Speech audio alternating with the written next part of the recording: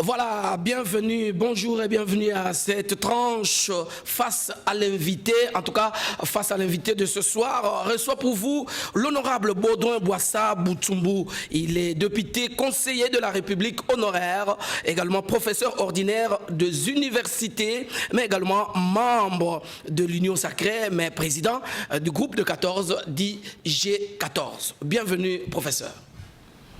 Merci, Joseph. Oui, je rappelle que vous êtes membre de l'Union Sacrée. Tout à fait. Très bien. Président du groupe de 14, G14. Naturellement. G14 qui aujourd'hui n'est que l'ombre de lui-même parce qu'on n'entend plus rien du côté du G14. Rien n'est fait, aucune activité, aucune mobilisation à une année des élections générales. Vous n'avez même pas honte de dire ça parce que vous me recevez tout le temps ici en tant que G14. Et c'est moi qui représente le G14. C'est moi. C'est moi qui représente le G14. Mais à la base, donc maintenant, non. Mais vous n'avez pas besoin. Chaque groupe, chaque parti politique a sa stratégie. C'est ça. Nous ne faisons pas n'importe quoi. Nous nous préparons à notre manière et je vous rappelle que je vous ai déjà dit que la campagne électorale n'est pas encore ouverte par la CENI.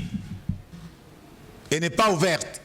Donc tout ce qu'on fait maintenant là, c'est du blablabla parce que c'est interdit par la loi. Mais ça ne vous interdit pas d'organiser la base parce que... non, mais ça, ce n'est pas votre problème. Beaucoup de partis sont en train de passer à la cité. Vous allez vous retrouver que tous vos membres seraient déjà... Mais qui vous dit, qui vous dit que mes collaborateurs ne passent pas à la cité, à la Changou, à Mboudi, etc. Qui vous dit ça? En tout cas, il n'y a pas d'image. Hein? Mais nous refusons des images. Ce n'est pas nécessaire pour le moment. Très bien. Attention. Vous êtes membre, d'abord, vous êtes président du G14, donc le G14 se prépare pour les élections de 2023. Absolument. Mais nous allons préparer les élections à partir du 1er janvier 2023. Pour le moment, nous travaillons. OK. Il faut laisser le gouvernement travailler. Il faut laisser le Parlement travailler. Il faut laisser le président de la République travailler. Il faut laisser les cours et tribunaux travailler. Parce que sur base du travail de ces institutions qu'on va tirer le bilan que le président va présenter pour solliciter les suffrages pour avoir un deuxième mandat que nous sommes en train de préparer. Très bien. Le G14 va aligner des candidatures partout à travers non, le pays. pas partout. Peut-être dans 4-5 provinces. Ouais, c'est comme ça. Pour la députation nationale et provinciale. Provinciale, nationale et pour les élections locales. Et le président national du G14, le professeur Baudouin Boissa, lui sera candidat où? Non, il faut laisser ça au bureau politique du G14. Très bien, merci beaucoup. Quand même, vous l'avez dit.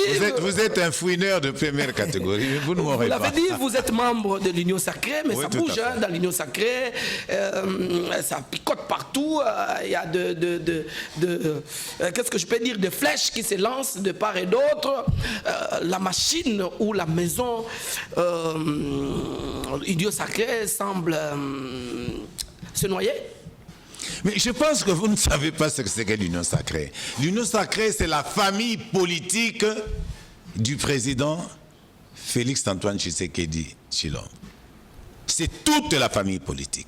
Et cette famille politique a sa feuille de route. Et celui qui impulse cette feuille de route, c'est le président lui-même. Et une feuille de route, s'il vous plaît, parce qu'il n'y a aucun document. Non, attendez. Mais pourquoi vous voulez lire, vous, les documents de l'Union Sacrée? Pourquoi? Ce n'est pas votre problème.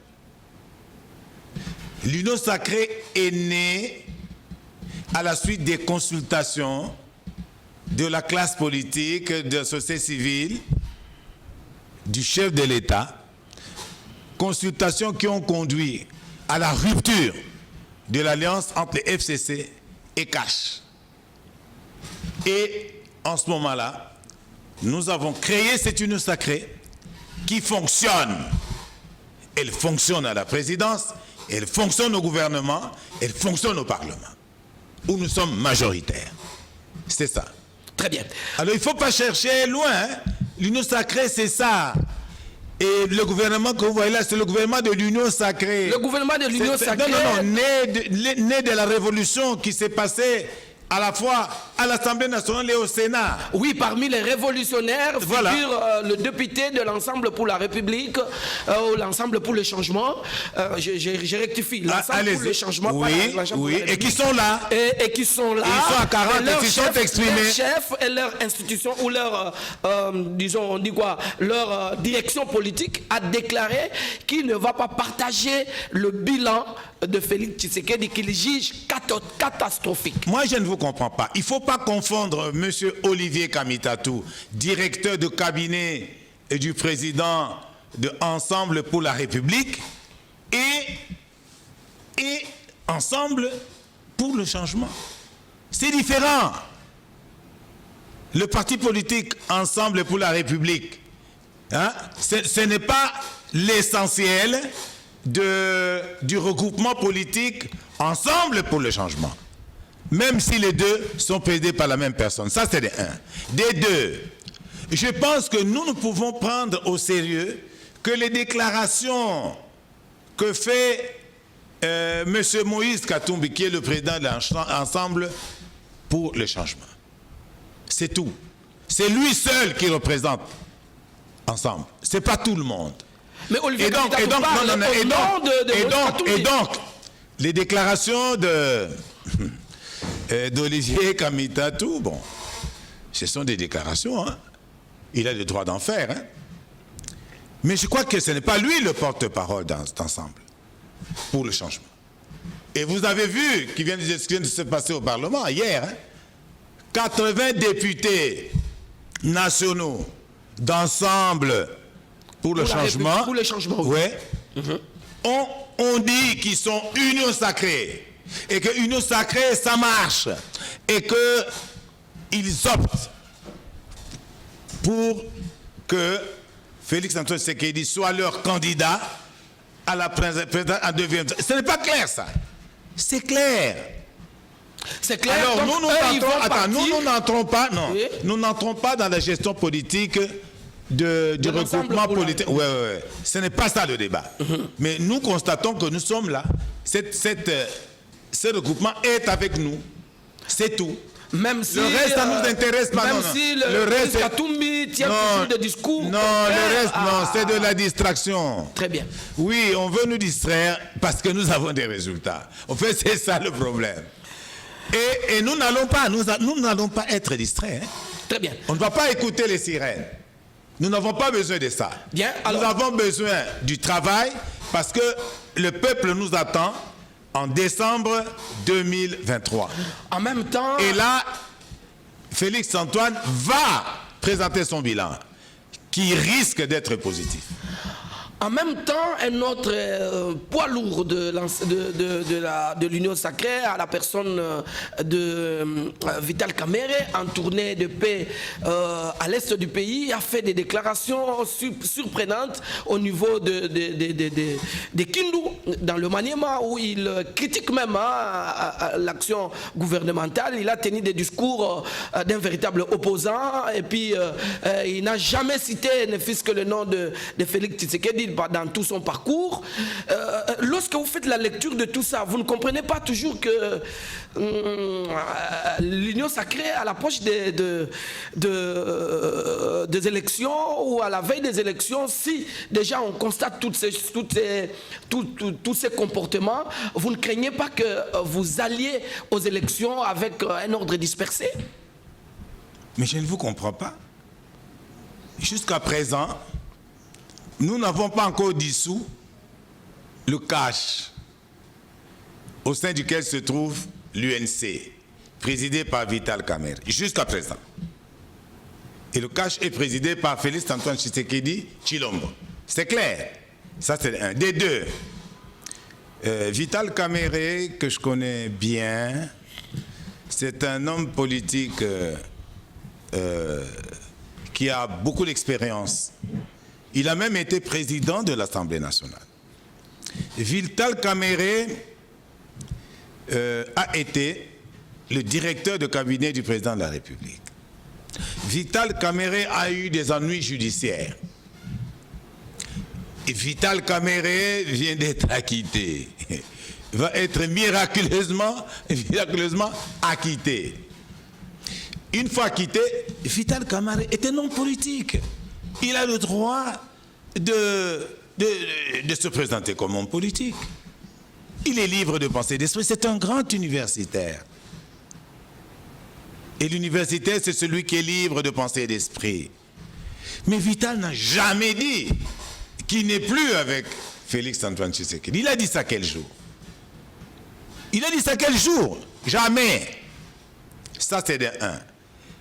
Des deux, nous ne savons pas le contenu exact des entretiens qu'il a eus avec le président Félix Tshisekedi. Après son acquittement. Après son acquittement. Nous ne connaissons pas. Nous ne savons même pas quels sont les thèmes des références. Qu'est-ce qu'ils se sont dit? Ni sa feuille de route. Parce que ça n'a jamais été publié. Il a dit qu'il allait faire la caravane de la paix comme il avait fait du temps de Kabila Joseph. Très bien. Mais on ne pouvait pas l'empêcher de le faire quand même. Et donc, en ce qui concerne le Maniema, s'il vous plaît, moi je suis de ceux qui pensent que au Maniema, Kindu a été transformé par quelqu'un dont on ne cite pas le nom. Et moi, je pense que c'est un exemple à suivre pour les autres leaders politiques, y compris pour Vital, hein, qu'il arrange un peu chez lui, là. Hein? Il est d'où? De Walungu, non? Qu'il fasse de Walungu Kindu. C'est ça qu'on lui demande, parce qu'il a eu beaucoup de moyens, il a eu beaucoup de possibilités. Qu'il fasse ça aussi. Mais qu'il reconnaisse ce qu'on a fait à Kindu, moi, je trouve ça formidable de sa part. C'est honnête. Il ne faut pas en faire un problème. C'est tout. Très bien. Alors, vous êtes professeur de l'université. Et d'ailleurs, vous constatez que le président de la République est en train d'arranger Mbujimaï, il est en train d'arranger Kabeya Kamwanga, etc. Oui. Et quand il était là, il a dit « Je suis des vôtres ». Non, il n'a pas le fait. Le président a dit ça, non? Non, il ne faut pas prêter de mauvaises intentions à Vital Kamerhe, qui est un homme politique aguerri. Très bien. Alors, vous êtes professeur... Tout ça c'est pour la distraction. Professeur ordinaire des universités, prof Boissa. Il y a eu grogne au sein des universités, grogne à l'UNIKIN, là où vous enseignez, grogne dans les secteurs de la santé avec le médecin, tantôt avec les fonctionnaires, ainsi de suite. Ce sont des indicateurs qui montrent quand même que ça ne va pas. Au contraire, ça montre que la démocratie fonctionne. Ça montre que nous sommes dans un état de droit. Et la grève, c'est un droit constitutionnel. C'est ça. Au point qu'en France, maintenant, on est en train de réquisitionner les grévistes pour faire ouvrir les dépôts. Et donc, en France, il n'y a pas de démocratie. C'est ça. La grève, elle est constitutionnelle. Ça, c'est la forme. Ça, c'est un des deux. Oui. Des deux. Allons dans le fond. Et le banc syndical des universités, comme le banc syndical de médecins, non, de la santé, sont en négociation avec le gouvernement. Tout ça aussi, c'est l'état de droit, c'est la démocratie. Nous sommes en négociation avec eux. Mais la loi, nous, le pouvoir... Attendez, non, je n'ai pas terminé. Allez-y. Et le chef de l'État a donné des instructions au gouvernement pour éteindre ça. Et c'est en cours. C'est en cours. Vous avez suivi le ministre de la Santé, ce qu'il a dit? Et le bain syndical et le gouvernement se sont mis d'accord sur. Et bientôt, vous aurez un autre communiqué qui viendra de l'enseignement supérieur. Parce que Félix a décidé de mettre fin à ça. Mais que les gens protestent et tout ça, moi je pense que c'est magnifique. C'est magnifique parce que nous devons éviter ce qui s'est passé la fois passée à Kinshasa, hein, on a bastonné des médecins. Il faut éviter ça. Et le président n'est pas d'accord. Voilà. Alors, les principes voudraient donc que lorsqu'il y a déjà négociation, la grève devra être levée. Est-ce que le professeur, vous avez levé la grève? Les médecins ont-ils levé la grève? Non, En attendant les négociations par rapport à la santé sont terminées depuis cette nuit. Les négociations avec l'enseignement supérieur sont en cours. C'est tout. Et quand on est en négociation, on est en négociation. C'est normal, après, ça va quand même aboutir, mais moi, je sais que les instructions ont été données par le président pour qu'on puisse mettre fin à tout ça. Et je sais aussi que, comme vous le savez, il y a de l'argent pour ça, cette fois-ci, au niveau du Trésor. Hein? Il y a de l'argent. Cette fois-ci. Il y a de l'argent. Voilà, il y a de l'argent pour ça. Bientôt, en tout oui, cas. Oui, mais qu'on doit gérer de manière prudente. Hein? Bientôt, ce sont des élections, l'heure du bilan approche à grands pas. Eh bien, on nous parle de prouesses, du gouvernement, de finances, parce que nous sommes arrivés au mois de septembre. Déjà, ce qui a été prévu comme recette par le Parlement, Parlement a déjà bouclé. Et voilà. 3 mois avant la fin de l'année, donc il n'y aura pas de déficit, il y aura plutôt de surplus. Voilà, un budget de 2023 avec un montant de 14,6 milliards de dollars. En recette propre. Voilà, et on ne parle pas des aides extérieures. Hein. Mais dans tout ça, oui. Dans la population, on ne semble pas ressentir toutes ces prouesses que vous vantez jour et nuit. C'est normal. C'est normal, parce qu'on vient de loin. Joseph, vous êtes un grand journaliste. Dites-nous depuis quand est-ce que on a atteint les recettes annuelles fin septembre. Dites-nous. Citez l'année. Même quand mon oncle Kasavubu était président, on n'avait pas atteint ça. Et pendant les 32 ans du maréchal, on n'a pas atteint ça. Au moment du musée, on ne connaît pas la gestion parce qu'il n'y a pas eu de gestion financière là-bas. Allez à la Cour des comptes. Cherchez la reddition des comptes 97, 98, 99, 2001. Il n'y en a pas. Et les 18 ans de Joseph Kabila. Dites-nous, depuis quand est-ce qu'on a atteint les assignations en septembre? Ou qu'on les a même atteints? Et pendant 18 ans, le budget était de 4 milliards. On atteignait facilement 2 milliards 700 millions, 3 milliards. Jamais 4 milliards. Et maintenant, nous sommes en surplus. C'est un effort qui se fait. Maintenant, il faut gérer les dépenses avec beaucoup de prudence. Avec rationalité. Avec beaucoup de prudence et de rationalité. Je crois que c'est ce qui est en train de se faire. Et le président et le Premier ministre encadrent le ministre des Finances dans cet exercice-là. Parce qu'il y a beaucoup de choses qui se font. Hein. Regarde le programme de 145 territoires. C'est 1 milliard 450 millions. Mais qui peine quand même à décoller. Non, il n'y a que d'appels de non, vous n'êtes pas au courant. Il n'y a que des signatures. Mais vous êtes en retard, jeune homme. Les affaires sont déjà dépassées. Oui, j'ai vu, il y a des signatures. L'argent, Nicolas Kazadi a déjà libéré tout l'argent au niveau de ce qu'on appelle des ALE, des agences d'exécution. Oui, des agences d'exécution. Et il n'y en a que 3. Ils ont déjà cet argent. Au moment où je te parle, les appels d'offres sont terminés et les travaux vont commencer la semaine prochaine. Ah, ça va toujours commencer. Ça commence demain. Non, c'est normal. Non. Il fallait prendre beaucoup de précautions pour commencer ça. Pour que cet argent ne s'envole pas quand même. Très bien. En tout cas, allez chez vous à Tchéla. Allez voir le vice-ministre du plan. Hein. Il est de chez vous, non? Allez le voir et demandez-lui qu'est-ce qu'on va faire à Tchéla dans ce programme-là en une année. On n'a jamais fait ça. plus de 50 écoles, plus de 80 centres de santé, autant de routes de décès. Non, on n'a jamais fait ça. En une année, attends, au niveau des territoires, on n'a jamais fait ça.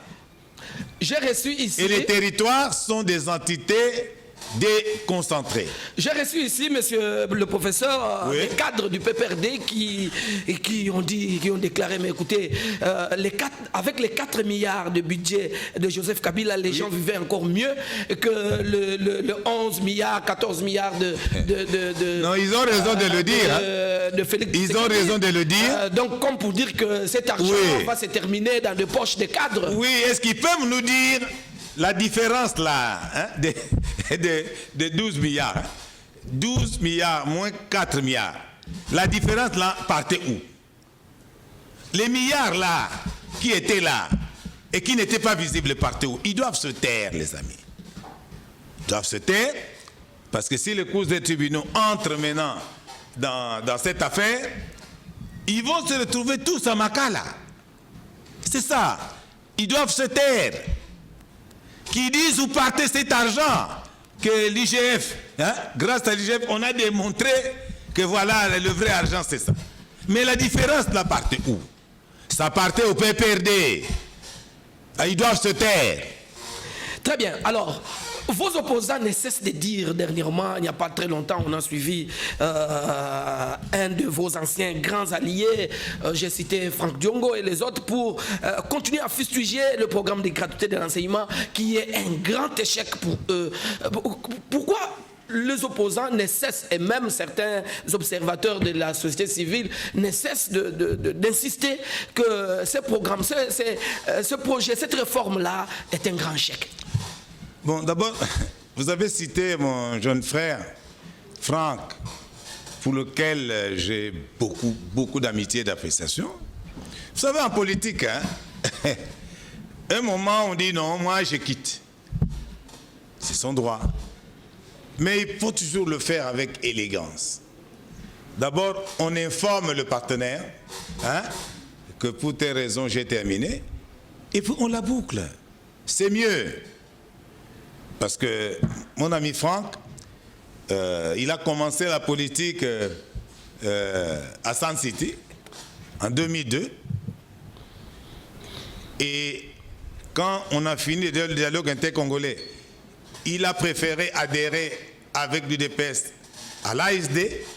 Vous savez que le G 14 avait refusé d'adhérer à l'ASD parce que uniquement ça nous paraissait être une affaire boutiquée par le Rwanda. Vous le savez tous. Alors, il a été collé au chef, comme ça, et puis il est rentré, et il était dans les bonnes grâces de Papa Tshisekedi, et puis après les événements de septembre, je crois, 19 septembre 2016, hein, c'est ça, hein? Oui. Oui, il s'est retrouvé en prison, et puis il a été libéré. Il a été libéré sur intervention du président de la République. Bon, nous ne savons pas ce qui s'est passé, mais j'ai demandé à mon jeune frère de doser, comme on dit, de faire attention. La politique, elle est là. Félix, là... Mais il n'a fait qu'un constat. Non.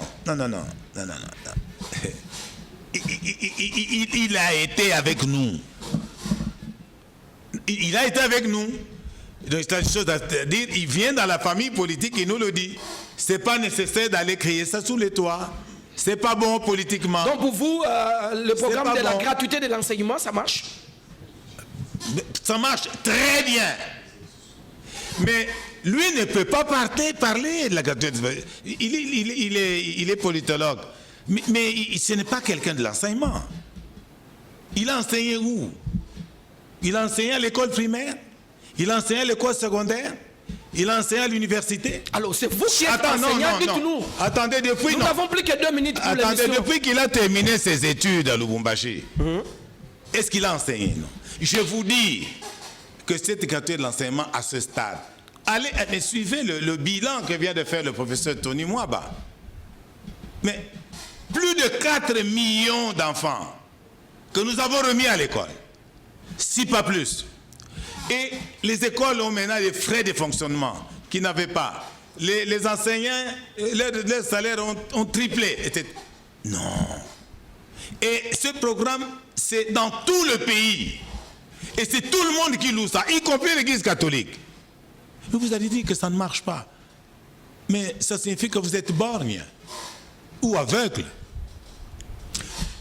Écoutez, avec la gratuité de l'enseignement, avec les prouesses... En 30 secondes. Attendez, avec les prouesses de Nicolas Kazadi pour comment on appelle ça, pour les recettes de l'État.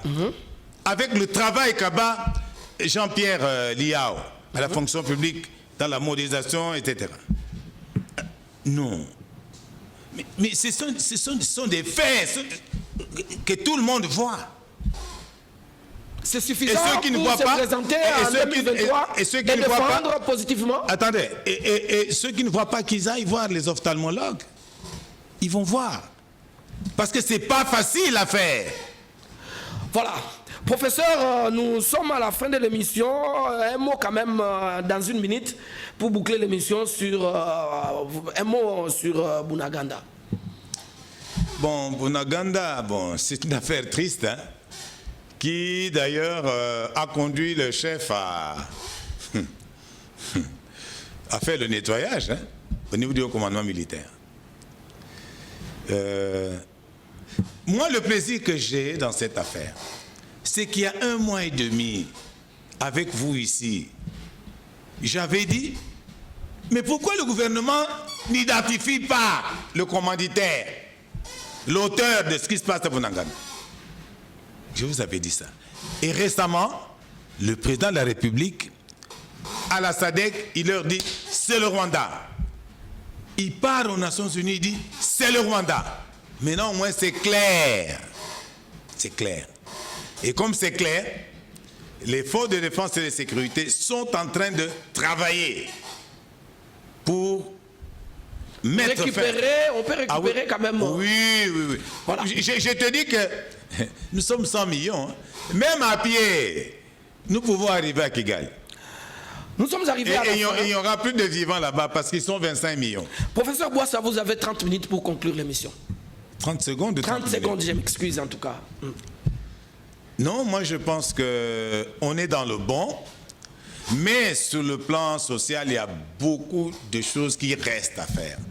Je demande d'abord au gouvernement de rapidement répondre aux aspirations de la santé, de l'enseignement supérieur.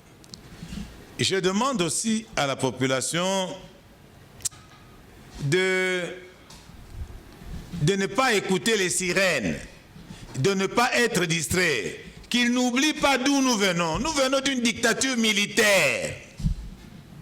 Qu'ils n'oublient pas ça. Et ce n'est pas facile en un jour de tout renverser. Mais je pense qu'on est en train de prendre la bonne direction. Comme vous le savez, nous avons demandé au chef de revoir tout à tous les niveaux. Parce que à partir du 1er janvier 2023, nous n'aurons plus d'excuses. Très bien. Voilà, fin donc de cette tranche face à l'invité. Merci, mesdames. Merci, messieurs. Au revoir.